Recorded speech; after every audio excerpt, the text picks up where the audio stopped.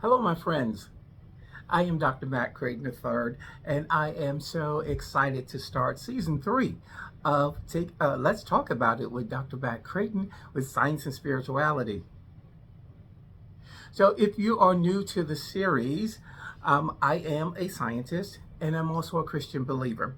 So, I spent the majority of my life as an educator teaching in higher education at universities here in the city of New Orleans, where I reside, Dillard University, where I served as chair of the biology department there, and also I've served as a faculty member, a tenured faculty member at Xavier University here in the city of Louisiana, two great HBCUs, yes. And currently I serve in the role of teacher at St. Augustine High School here in the city of New Orleans, which is the only private Catholic high school for African American young men in the entire world. So I'm an educator across the board. I have published my research. I did research in genomics and bioinformatics throughout my career and trained students in research, traveled across the world to conferences presenting my research findings. And I have now combined my professional life with my personal life. I was raised as a Christian, baptized at the age of 8 years old, assured of my salvation by the age of 12. And as a student of science, I always saw congruences or interfaces between what I was learning in biological science and what I learned in the Bible. It's just the way that we look at it and look at those nuances. And so over the years, I would share that with individuals, and people would like, I just don't get it, Doc. And so what I ended up doing was writing books. So in my series is what the basis of this podcast is. I talk about my two books or topics from the two books. The first is Brain, Mind, Soul, and Spirit, the interface between science and scripture. These can be found on Amazon.com. And the second book is Evolution of Creation, the interface between science and scripture. So we'll be weaving in and out of these particular books and talking about topics as we go along. But I want to get right into it and save the advertisements for a little bit later, okay? So I came on and want to kick off the season because I watched Bishop Jamal Bryant's podcast called Let's Be Clear. And in episode, I want to make sure I get it right. So I'm going to look at it. Season 3, episode 9. He features a guest, Dr. David Johns out of Atlanta, Georgia, who's a historian and theologian. And they talk on the topic is gay and Christianity contradictory? So I've given you the season and the episode number so you can go and watch that particular podcast. It is riveting. So be sure to go and take a look at it. But I wanted to address one thing that was in there from a biological standpoint. So since I am a biologist, so one of the things that came up in conversation is what is gender versus sex, and what are the sexes? So in science and spirituality, I want to go to that.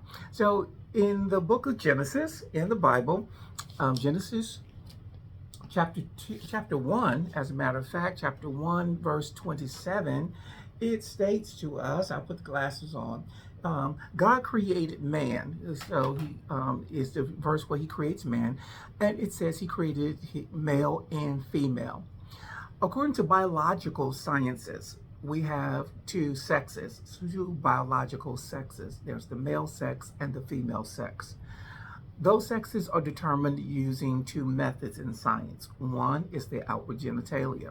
So of course, if the baby's born, or when the baby's born, if there's a penis, the baby is designated as male. If the baby has a vagina, then the baby is designated as female. Intersex is not a third choice. Intersex is when there's not full development based upon maybe glitches in hormonal levels in the early stages of development, where the fetus doesn't develop fully, their reproductive system doesn't develop fully as male or female. And you have to wait till the child gets a little bit older to really kind of determine which hormones kick in and how does the child self-identify by biological sex. Right? So usually a parent will choose the biological sex and have corrective surgery. And that may be contradictory for the child later as they grow older. So oftentimes I will hear people say, well, intersex is a third choice. So it is not a third choice. It is a developmental issue during pregnancy where neither reproductive system, male or female, is fully developed. So under quote unquote normal conditions, you would have the development of a male individual or a female individual. So how does that happen? That's the second mechanism. It's based upon chromosomes. So genetically, we inherit, females inherit two X chromosomes, one X chromosome from her mom, one X chromosome from the father. Therefore, she's XX, and she's designated as female on birth. What does that do? So the XX chromosome stimulates more estrogen and progesterone production during fetal development and decreases or kind of blocks the testosterone pathway, and therefore the child develops into a female. Conversely, if the child inherits an X chromosome from mom and the Y chromosome from dad, then the child is male. And during that same developmental segment, the child will have the development of or more testosterone being produced and developed in the male reproductive system pathway, and will kind of suppress the female pathway, having less estrogen and progesterone produced. And so based upon those scientific methods, the genitalia of the child upon examination and also chromosome composition is how science determines that there are two biological sexes. Okay, so that's biological sex. So now, how does sex and gender relate to one another? Well, gender is a social construct, more of a social construct, because gender takes on the takes for someone's biological sex, and then they put social norms and expectations upon that biological sex. Okay, so what do you mean? Let's clarify that a little bit more. Okay, so biological sex, say for instance your child is born a boy, right? Society will say that you need to dress the child in blue, taking them home from the hospital.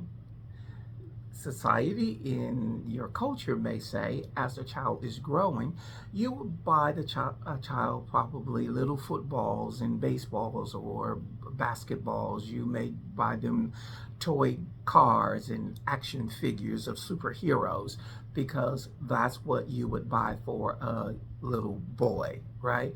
So there's nothing about the chromosome composition or the genitalia of the child that says he has to play with an action figure rather than playing with a Barbie doll. Okay? So that's what we mean by cultural and society expectations placed upon the biological sex, which is what gender is. Okay, again, if we look at it from the female perspective, so you have a child or an individual who's designated as female. Growing up, you probably put ponytails, a style of hair in ponytails, wear ribbons and bows. She'll dress in dresses. What else? Toys. You'll probably get her dolls, maybe artsy things, tea sets, all of these things. A little, I don't know if they have easy baker ovens anymore, but there may be things pertaining to cooking and kind of domestic toys that would be given to a girl child, because these are society's expectations that's placed upon the female sex. So when you take the society expectations and you pair it with the biological sex, that's when we have gender. Then we begin to have gender discriminations, right? Or gender roles that's expected. So by the time we reach adulthood and we're at the company Christmas party, right? And everybody comes into the break room or wherever we're having the party, the food's all laid out. Many of the female employees, even though they may be on the same level as their male counterparts or even have a higher rank than the counterpart, may assume the role of serving the food because society would expect the females to be the servers of the food, right? And then at the end of the party, you'll probably have most of your male counterparts will say, okay, it's time for us to get back to work. And there would be either the secretaries or some female other staff members who may stay behind and say, okay, we'll clean up and we'll put the extra food away. And there will probably be very few male individuals who would assume that role, right? And males would not be expected to assume that role because they would think, oh, the women are going to do that. So these are things that we began to say, what are gender roles? What are society's expectation upon the biological sex? Okay? And then that's where we get into statements that were offensive by political candidates who would say that's woman's work, right? It comes into the point in the workplace where there's the glass ceiling that we can't have a woman leading or at the head. That's supposed to be done by a male. And even in many of our churches, still won't allow women pastors or a woman bishop or a woman priest, right? So there are caps and there are roles. And by the same token, you can't have a male nun, right? Nuns are all female. So there's expectations based upon biological sex of what you can and can't do, what you should and should not do in society. The last thing we'll hit on here is then what is gender nonconforming? Okay, gender nonconforming is when you are of a biological sex, you know the rules that are placed upon your biological sex. However, you decide, I don't need to conform, I don't have to agree with those particular rules.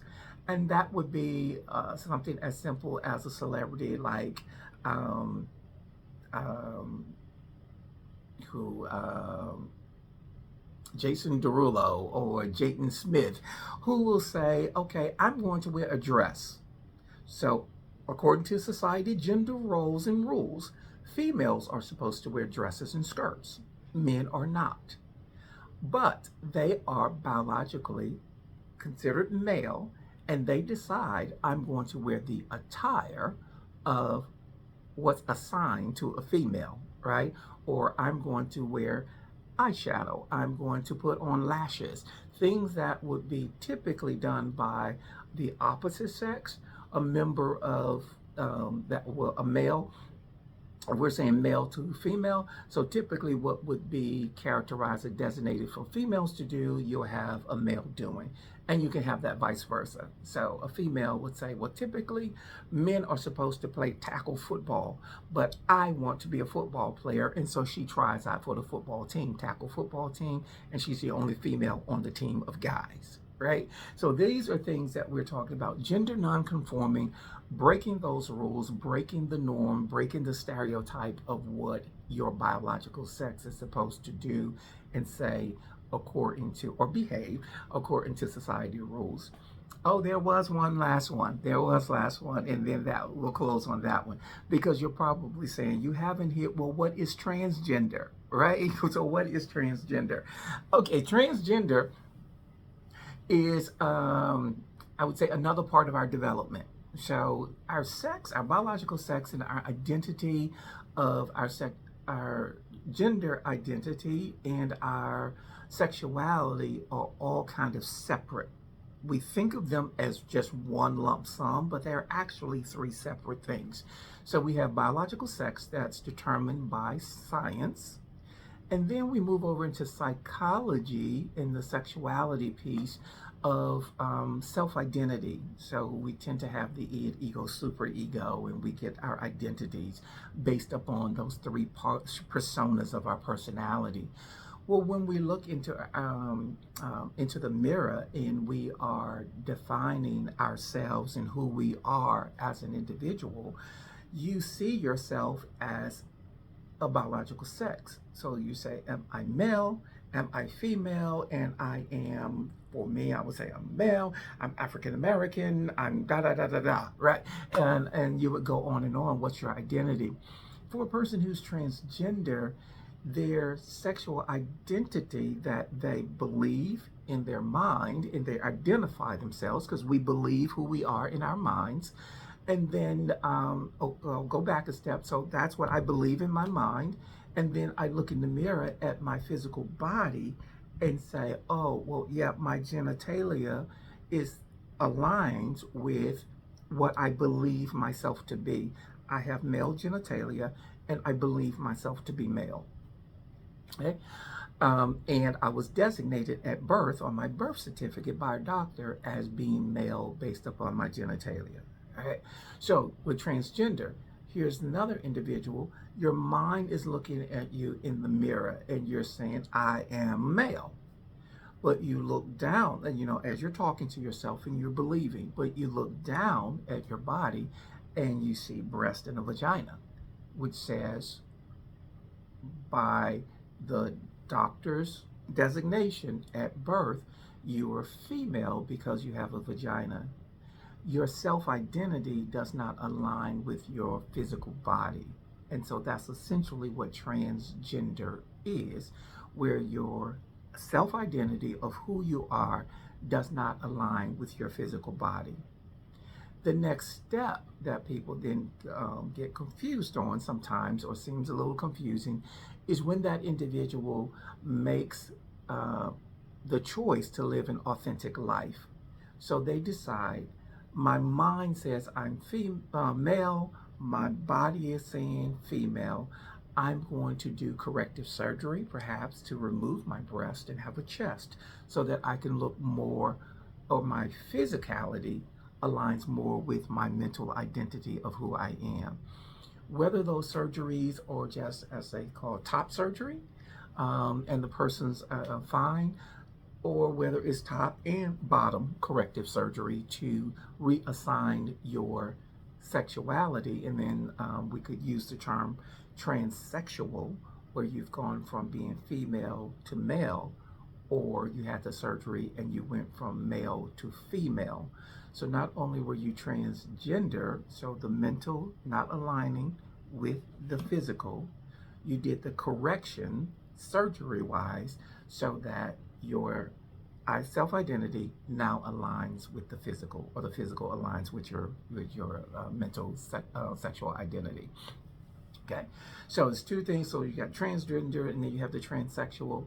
In the process of journey of becoming transgender, or assuming the society roles of what a female or male should look like, these individuals undergo counseling. And so they go to lots of therapy to talk about their identity, who they believe themselves to be, and then the process of changing their style of dress and doing that publicly, and then making the awareness for everyone in their inner circles, their employment circles, their family members. And when they make that step legally, they then have to change driver's license, their legal documents, professionally, go to HR, and then begin changing the pronouns and the like. So it's a long journey. It's a brave journey. It takes lots of courage to transition when you've been known all of your life as one biological sex, and now you're moving into another biological sex. So we give accolades to those individuals who have the courage to live authentically so that their mental identity aligns with their physicality. All right, so there we are. So biological sex, there are two biological sexes, as it says in the book of Genesis, aligns with what we have in science, and that's based upon genitalia and chromosome composition. But we are, and I do want to emphasize that I personally am very accepting of individuals when it comes to gender roles and what is gender, society rules that's placed upon an individual. Whether an individual chooses to be gender nonconforming, whether they choose to, as an old term, kind of cross-dress and just be satisfied wearing the clothing of the other gender, or if they are actually transgender, and they began to make those corrections to their physicality so that it aligns. As long as we live in peace and happiness, we worship God in spirit and in our truth, right? Then we are doing what we are asked to do by the Lord. More so for those who are not transgender, who don't know any of these things, and you're confused by it. Remember the commandments that we're given to love God and to love our neighbor as ourselves. We don't have to understand our neighbor. We just have to love, and that loves means respect them. It doesn't mean that you have to run up and hug them and kiss them and take them out to dinner. It just means that you respect them as a child of God and a human being who deserves the respect of another.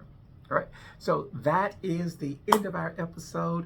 Thank you for joining me for season 3, and I can't wait to kick it off and do it live with you. So I am live on Facebook on Wednesday evenings at 7 p.m. Wednesday evenings at 7 p.m. I'll do this live, and we'll do the recording of that live broadcast posted here on YouTube channel.